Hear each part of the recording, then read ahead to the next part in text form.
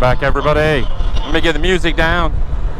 Oh, close this off. So I'm gonna steam in the helmet today. It is 97 degrees. It's like not even noon yet. It's hot down here in Texas, but it's dry. It's been dry. I've been told it's not normally this dry of heat. We'll see, we'll see, we'll see. What do we got here? We got road. Greytown Road. I know Greytown.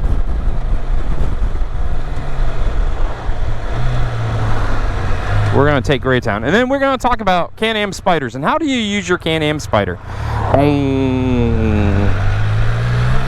So, and the reason I want to talk about Can-Am Spyders and how do you use your Spyder, because Can-Am Spyder just dropped the 2025 Can-Am Spyder lineup, and they did something.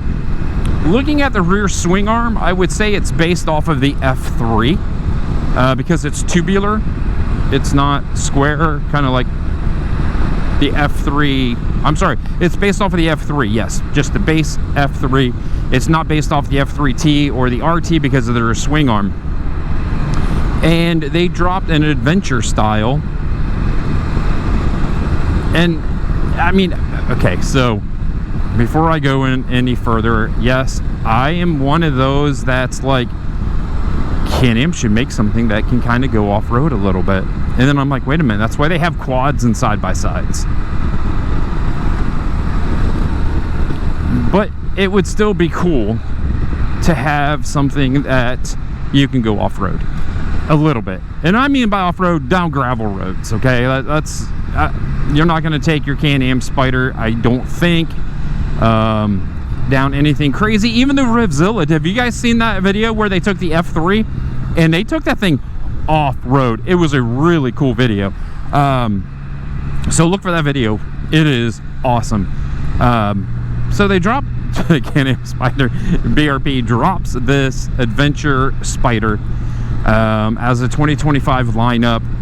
And I mean, I'm going to go over the looks first. I'm not sure if I like it. It doesn't look like it has a front trunk, and I get why, because it's an adventure style bike. You can't have that overhang or you're going to whack the nose off like every time I ride this thing on these roads. So I get why it doesn't have that. It's got panniers, which I don't know if it fits. And then the side profile of that thing, it looks very tall. It looks like you're going to sit way up on top of this thing.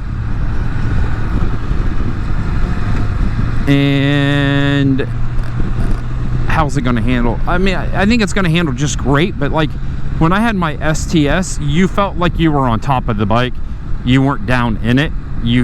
On the F3, you feel very connected. You're down inside this bike. You feel very, very connected to the Spyder.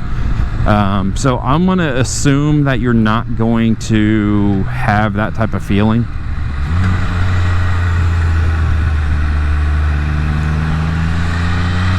But I could be wrong with all this. You know, this is just me going, So I do like now that they offer different tires. Did you guys pick that up?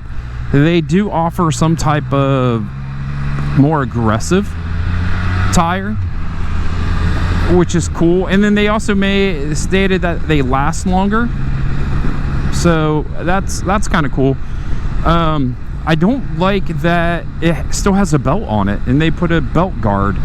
If you want something that you can really take down a gravel road, and I'm assuming that's what this is, you know, a gravel road type usage, why wouldn't they do a shaft drive of some sort?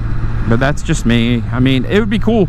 It would be super cool to get rid of the belt on the big RTs and maybe even the F3Ts and go with some type of shaft, because then it would be a little bit less maintenance, maybe, possibly.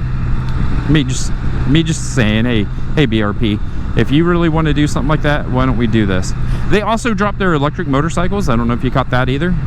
Pretty cool looking.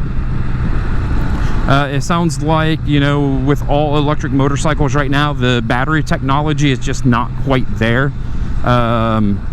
So, you know, they kind of talked about they built this bike for the future, and the bike has everything an electric bike should, except, you know, batteries aren't quite there yet. So maybe that's something that bike can grow into as the batteries get better. And you know, I'm not here to say electric motorcycles are the way or not. I think electric motorcycles are kind of cool.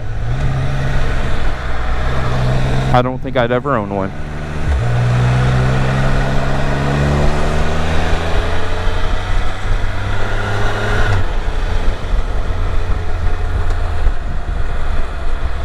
This motorcycle is going on the slower side.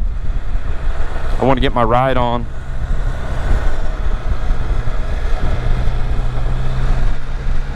So how do you ride your Can-Am Spyder?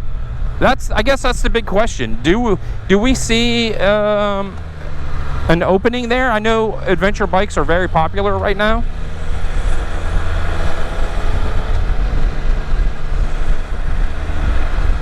But do you ride? I hear a noise. I'm sorry, people. I think it's the tires on the hot asphalt. How do you ride your Spyder? Like this Spyder? I'm on the road all the time. It's set up for long trips and touring. The little black Spyder, I do have a video where I took it down a gravel road and it was a blast. So do we see people actually buying this thing to do what it says it can do, or is it just a toy that looks different than all the other Spyders and that's how they're going to sell it? I don't know. I don't know.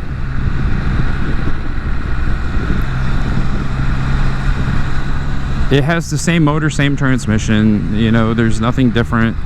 It's not more powerful. It's just, you know, the same Spyder that's raised and has different plastics, you know. Again, some. Instead of doing that, why don't you just go a little quicker? This is what I do.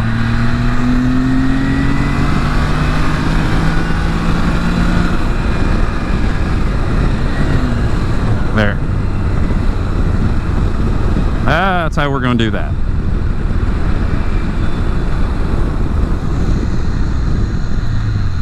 Dead end.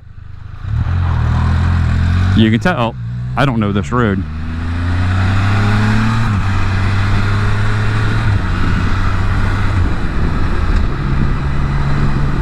Just a little quicker. I don't need to go a lot quicker, because these roads won't support you going quick. I'm going to knock the nose off of this thing. I'm doing about 55.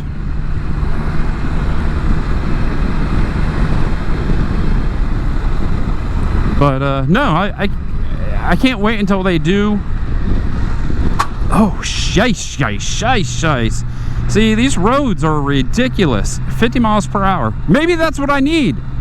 All this time I'm bad-mouthing kind of sort of this thing, but I mean, I'm out here on this thing and I'm just whacking the nose off of it. So maybe I need an adventure bike for these.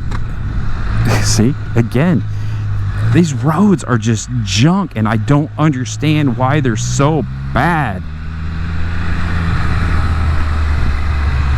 We're moving, and that means I have this thing and the blue bike that needs moved, and you might as well just ride them, right? The roads going to our new neighborhood are worse than this road, and I'm like, oh, the blue bike is gonna love it. You know, it's just that big long suspension, it's just gonna soak everything up. So that's gonna be fun.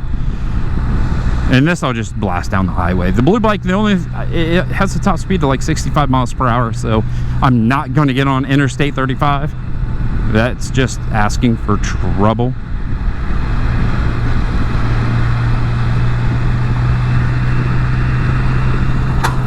Again, 50 miles per hour, and this thing is off by like 4, so I'm doing like 46. Speed limit on here is what, 40, 45? I got to get this nose up, people. Have to. I'm gonna end up knocking the whole front end off. Those are hard hits this thing takes. So yeah, tell me how you ride your Spyder. I got sidetracked. Adventure bike, yes. Adventure bike, no. I don't know. Okay, where are we at? New Berlin Road.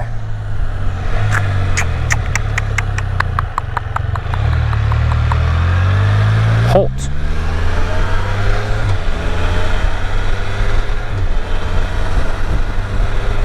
Nice houses. Nice garage. So on that, I think I'm gonna let everybody go. Hopefully this made sense. You know, everything else kind of looks like it's unchanged with the lineup. The F3, I wish they would do something with that F3. They really need to update that thing, put a bigger motor in it, something with that F3. But I could be wrong there as well. I would like to see that F3, the whole F3 lineup, I would like to see bigger motors in those things. So, yeah, that's what I'm thinking. So, give me a big old thumbs up if you could, if you liked the video. Please drop a comment below and let's, you know, figure out, is this a good direction or not a good direction for BRP to go with this thing? Do you think it's going to sell? Not sell? Would you buy one? And how do you ride your Spyder? Do you want to take it down gravel roads? Do you take it down gravel roads? I can barely take this thing down a road in Texas, let alone a gravel road. So, hey, like I said, stay safe, everybody. I'll see you down the road. My comm's dead, so I'm going to have to listen to music the old-fashioned way. Stay safe, everybody.